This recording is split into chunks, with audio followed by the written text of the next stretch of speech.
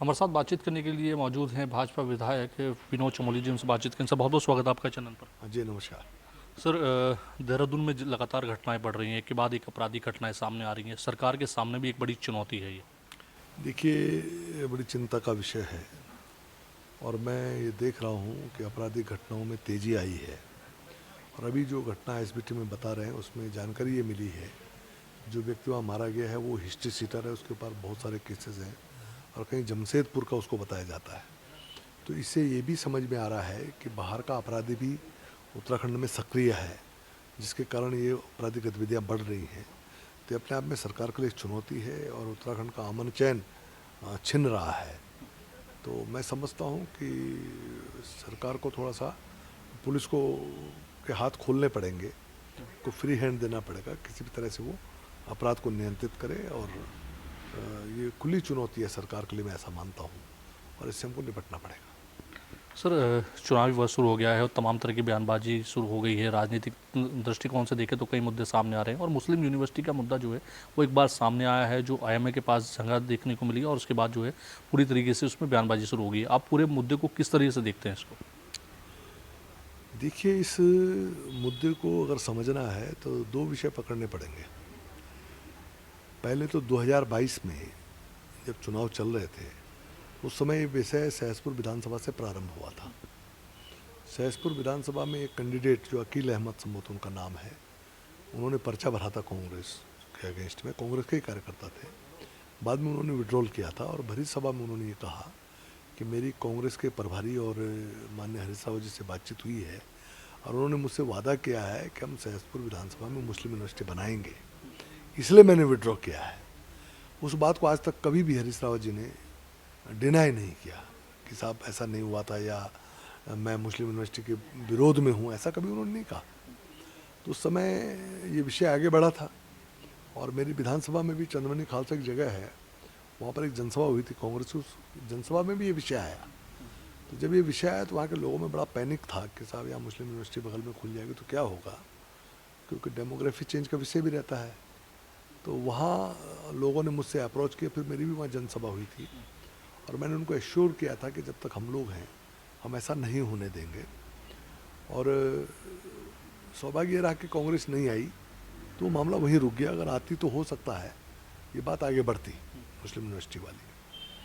लेकिन अभी हाल ही में जो मसला सामने आया है, क्योंकि उस समय मुझे भी लगता था कि भाई चलिए कहाँ ज़मीन है कहाँ क्या है, मुझे इतनी जानकारी नहीं थी। एक सामान्य तौर पे एक इशू चल रहा था, हम लोगों ने चुनाव के माहौल में अपनी बात की उसमें। लेकिन अभी ये जो मसला सामने आया नया, जो धौलास वाला आया, तो ये मसला उस चीज़ से जुड़ता दिखाई पड़ रहा है। क्योंकि 2004 में मोहम्मद मदनी ने रिलीजियस एजुकेशनल इंस्टीट्यूशन के लिए, वो सेकुल करके उनकी कोई ट्रस्ट है, एजुकेशनल ट्रस्ट है, उसके नाम पर ज़मीन खरीदने की अनुमति दी थी। ये मामला चला 2010 में, कांग्रेस जब आई उसने फिर इसका प्रयास किया, क्योंकि इसमें लैंड यूज कृषि था, लैंड यूज एजुकेशनल नहीं था इंस्टीट्यूशन, तो उसके कारण ये बना नहीं पाए। आईएमए ने भी विरोध किया, हाई कोर्ट में गए, हाई कोर्ट ने लैंड यूज चेंज करने के लिए मना कर दिया। तो वहाँ से ये तार जुड़ रहे हैं। तो अब समझ में आ रहा है कि कहाँ ये यूनिवर्सिटी बनती अगर कांग्रेस आ जाती, लेकिन वो हो नहीं पाया क्योंकि मीडिया ने भी विरोध किया, जनता में विरोध हुआ, आईएमए ने विरोध किया, भाजपा ने विरोध किया, तो ये काम हो नहीं पाया। तो आज उस ज़मीन को खुर्द-बुर्द किया जा रहा है, वो प्रॉपर्टी डीलरों के माध्यम से उसको बेचा जा रहा है। लेकिन मुद्दा स्पष्ट है, उसमें कोई कन्फ्यूज़न नहीं है कि मोहम्मद मदनी ने वहाँ पर ज़मीन खरीदने की अनुमति ली। अनुमति 2004 में माननीय नरेंद्र तिवारी जी की सरकार ने दी, ये स्टेब्लिश है, इसमें कोई कन्फ्यूज़न नहीं है। और 2004 के बाद उसका लैंड यूज चेंज करने का प्रयास हुआ, जिसमें आईएमए ने भी विरोध किया। लैंड यूज चेंज करने के लिए हाई कोर्ट तक गए, हाई कोर्ट ने भी मना कर दिया लैंड यूज चेंज करने, ये भी स्टेब्लिश है। और अब वो ज़मीन खुर्द-बुर्द हो रही है, इलीगल प्लॉटिंग हो रही है वहाँ पर, ये भी स्टेब्लिश है। ये सारी चीज़ें स्टेब्लिश है। हम कोई चीज़ ऐसी नहीं कर जो हवा में बात कर रहे हो। लेकिन मेरा सीधा सीधा आरोप जाता है कि वहाँ पर मुस्लिम यूनिवर्सिटी खोलने का प्रयास हो रहा था, जो कांग्रेस कर रही थी और जिसका विरोध हम लोगों ने किया और वो होने नहीं दिया। तो ये आरोप स्टेब्लिश है, इस पर कुछ कहने की आवश्यकता नहीं। और वहाँ खुल नहीं पाई और खुल नहीं पाएगी, ये बात है।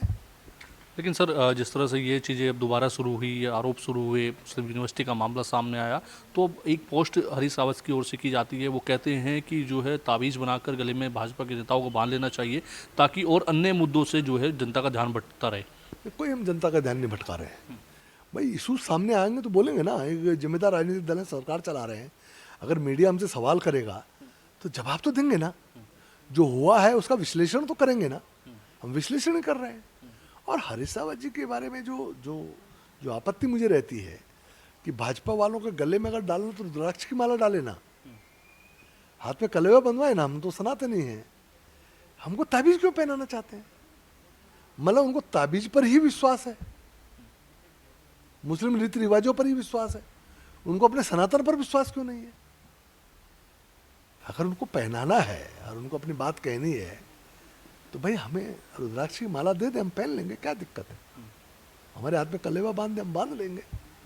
हनुमान जी की फोटो लटका दे, हम लटका देंगे। हमें ताबीज बांधने की क्या जरूरत है? लेकिन दुर्भाग्य यही है कि हरीश रावत जी स्वयं सनातनी होते हुए बुजुर्ग नेता हैं, पहाड़ के रहने वाले हैं हमारे, उनको ताबीज और ये जो मुस्लिम जो परंपराएं हैं इनसे इतना लगाव क्यों है? उनको अपने धर्म विशेष से लगाव क्यों नहीं है? राजनीति करें ना, क्या दिक्कत है? लेकिन कम से कम जब भी कोई बात करें तो उस बात को जरा थोड़ा मुस्लिम से बाहर निकल के भी तो बात करें। भाई हम लोग भी तो मुसलमानों के लिए भी तो काम करते हैं। सरकार की तमाम योजना उसका लाभ मुसलमान उठा रहे हैं। मेरे क्षेत्र में तमाम मुस्लिम लोग हैं जो मेरे से जुड़े हुए हैं, हम क्षेत्रों में काम करते हैं। लेकिन ये तो है नहीं कि हम उसकी माला जपते हैं। भाई सही गलत के आधार पर हम सहयोग भी करते हैं, ऐसा नहीं है।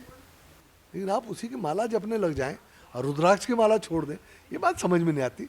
और इसीलिए हरीश रावत जी हमेशा टारगेट पे रहते हैं। लेकिन वो डेमोग्राफी की बात भी कर रहे हैं कि डेमोग्राफी चेंज की लगातार सरकार बात कर रही है, लेकिन उन्हीं के समय में ज़्यादा ये चीज़ें हुई हैं और उनका कार्रवाई करनी चाहिए। क्यों बार बार जो है डेमोग्राफी की बात करते हैं, कार्रवाई क्यों नहीं करते? देखिए ये इसलिए हो रही है कि आप जब पहाड़ में धर्म परिवर्तन की बात आती है, लब जिहाद की बात आती है, तब कांग्रेस कुछ नहीं बोलती। वहाँ के लोग प्रदर्शन करते हैं, लड़ते हैं इन बातों के लिए। देहरादून में लोग लड़ते हैं इन बातों के, तो कांग्रेस कुछ नहीं बोलती है। और जब भी हम किसी मुस्लिम समुदाय के अगर कोई गलत काम है उसके बारे में बोलते हैं तो कांग्रेस साथ खड़ी हो जाती है। कोई अतिक्रमण होता है, बनफूला में जो मामला हुआ था और पुलिस के ऊपर इस तरह पथराव हुए, तो हाईकोर्ट का आदेश था, कोर्ट के आदेश पर हुआ था। तो उसके बाद जब पुलिस गई, पुलिस को पथराव हुआ, वहाँ पर भी मोहम्मद मदनी ने वकील अवेलेबल कराया, आपको मालूम है। और जब विधानसभा में विषय उठा तो कांग्रेस पूरी हमारे ऊपर हमलावर हो गई। साहब आप कैसे कह सकते हैं? भाई जब आप इस तरह सपोर्ट दोगे तो आप ही को तो टारगेट किया जाएगा, भाई आप ही को तो पे तो आरोप जाएगा। आप सपोर्ट मत दो ना। जब भी हम इस तरह कोई बात कहते हैं कि भाई डेमोग्राफी चेंज, हमने मूल निवास की बात उठाई, ठीक है, मूल निवास तो नारसन से लेके और नीतिमाणा तक सबको चाहिए, जो पुराने लोग हैं सबको चाहिए। आपने उसमें पहाड़ मैदान ढूंढ लिया, क्यों भाई? आप तो सीनियर लीडर हैं, आप अपने लोगों को समझाते ना कि भाई ये विषय है, इसको विषयांतर मत कीजिए, इसको ऐसी स्थितियाँ पैदा मत कीजिए, खाइए मत खोदिए पहाड़ मैदान के बीच में, मत करिए ये काम। सीनियरिटी तभी दिखती है ना, सीनियरिटी मैच्योरिटी के साथ जुड़ी होनी चाहिए। एक लीडर जो है, इतना पुराना लीडर जो सेंट्रल में मिनिस्टर रहा, हमारा मुख्यमंत्री रहा, और बहुत पुराने लीडर्स में से वो रहे, बहुत छोटी उम्र में सांसद बन गए थे। जब हम राजनीति में आए भी नहीं होंगे तब सांसद बने, उस समय ही हम आए थे। तो इस कद का नेता बजाय चीज़ों को ठीक करने के, प्रदेश ठीक दिशा में चले उसको गाइड करने के, लड़ाने का काम करता हो, तो भाई आरोपित नहीं होंगे क्या? आरोप तो लगेंगे। तो वो स्वयं के आचार व्यवहार को ठीक कर लें तो मैं नहीं समझता कि कोई उनको टारगेट करेगा। कोटद्वार में जो मामला आया मोहम्मद दीपक को लेकर, उसने कहा कि बाबा का जो नाम वहाँ पर था उसको बदलने के लिए जब वहाँ विरोध होना शुरू हुआ तो उसमें कहीं ना कहीं वो उन्होंने अपना रोल अदा किया। लेकिन मोहम्मद दीपक नाम को लेकर के पूरा जो है एक तरीके से जो है विवाद देखने को मिला। आप किस तरह से देखते हैं कि एक युवक जो है अपना नाम दीपक की जगह दीपक? ऐसा ना देखिए, जो दुकान थी, ये बताया जा रहा है कि उसका लड़का इनका दोस्त था, और स्वाभाविक बात, हम समाज में रहते हैं तो एक दूसरे की मदद करते भी हैं।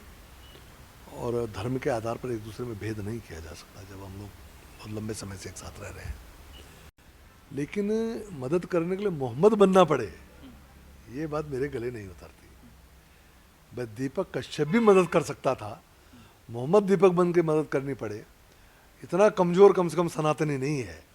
मुझे अगर किसी की मदद करनी हो, मुझे अपनी जात और अपना नाम और अपना धर्म बदलना पड़ जाए, इतना कमज़ोर मैं नहीं हूँ। मैं जिस स्थिति में हूँ, अपने धर्म को मानते हुए अपने कर्म करूँगा, अपने कर्म के साथ न्याय करूँगा। तो दीपक के उनकी मदद करने में किसी को ऐतराज़ नहीं हुआ।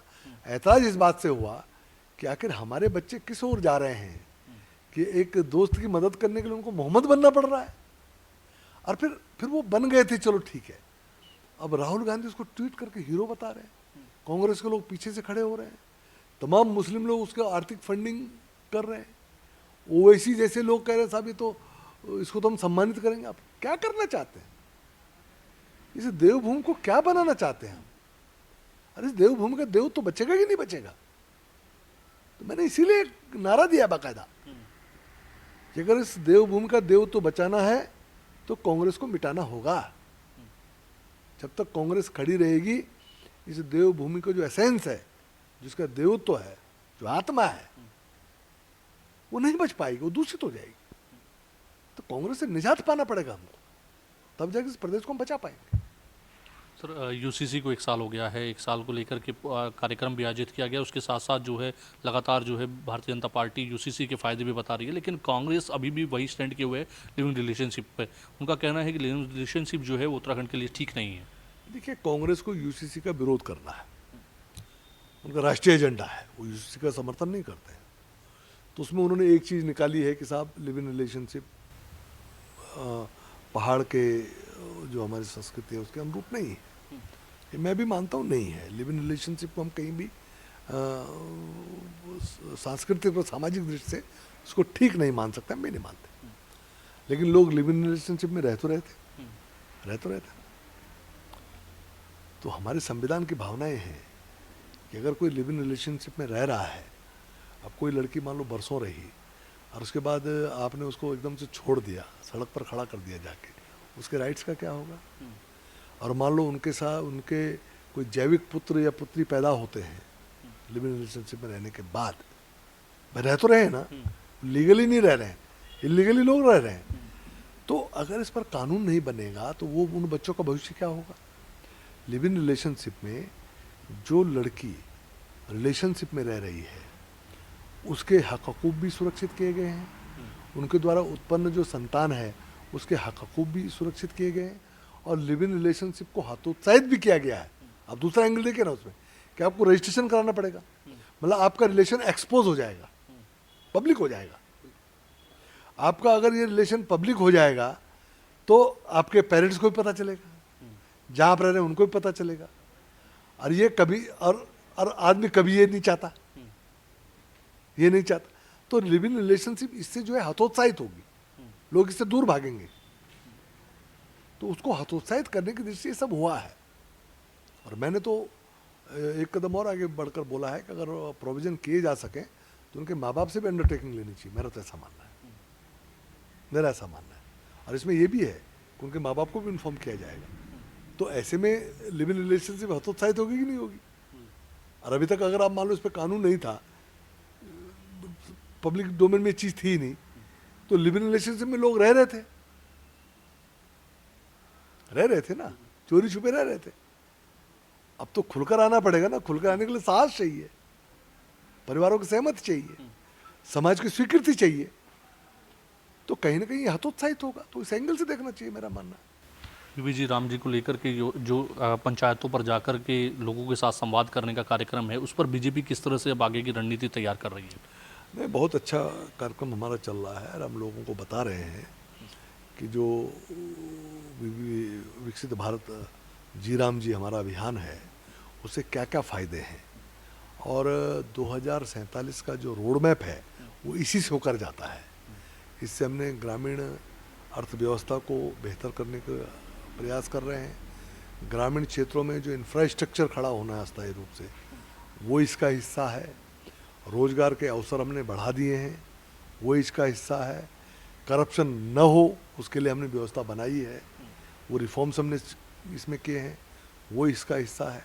कुल मिलाकर अगर आप इसका गहराई से अध्ययन करेंगे तो ये गेम चेंजर साबित होगा भविष्य में ग्रामीण क्षेत्रों के लिए। फिर अंतिम सवाल है सर, 2027 के चुनाव को लेकर किस तरह की रणनीति तैयार की जा रही है? 14 में भी कार्यक्रम है, 17 से भी कार्यक्रम शुरू हो रहे हैं, तो बीजेपी किस तरह के कार्यक्रम को, प्रशिक्षण को चला रही है? देखिए, हम लोग लगातार पूरे 5 साल 24/7 काम करने वाले लोग हैं और हमेशा चुनाव को टारगेट करके दृष्टि में रख के हम लोग अपनी गतिविधियाँ करते हैं, संगठन गतिविधियाँ चलती हैं। तो मैं समझता हूँ हमको कोई अलग से कोई विशेष तैयारी करनी है, ऐसी इसकी आवश्यकता नहीं लगती मुझे, क्योंकि हम लोग लगातार क्रियाशील हैं। और अभी क्योंकि अब चुनाव नज़दीक आ रहे हैं, थोड़ा सा हमारी गतिविधियाँ बढ़ जाएंगी। फिर जिस तरह चुनाव में जो अपोजिशन है वो कुछ मुद्दों को लेकर सामने आने की कोशिश करता है, एक परसेप्शन बनाने की कोशिश करेगा, इस तरह का माहौल बनाने की कोशिश करेगा, तो उसको कैसे काउंटर किया जाना है, कैसे चीज़ें ठीक की जानी है। अगर कोई इस तरह का मामला आता है, कोई नैरेटिव सेट करने की कोशिश कर रहे हैं, तो उस नैरेटिव को कैसे हमने ठीक रखना है, तो उसके लिए थोड़ा सा एक्सरसाइज बढ़ जाती है। लेकिन हम लोग हमेशा चुनाव की तैयारी में रहते हैं। ठीक है, धन्यवाद सर इतना कीमती समय देने के लिए। तो आप सुन रहे थे भाजपा विधायक विनोद चमोली जी, जिन्होंने तमाम विषयों पर अपनी राय रखी है। कैमरा पर्सन हरीश भट्ट के साथ में योगेश आर्य, H24 देहरादून।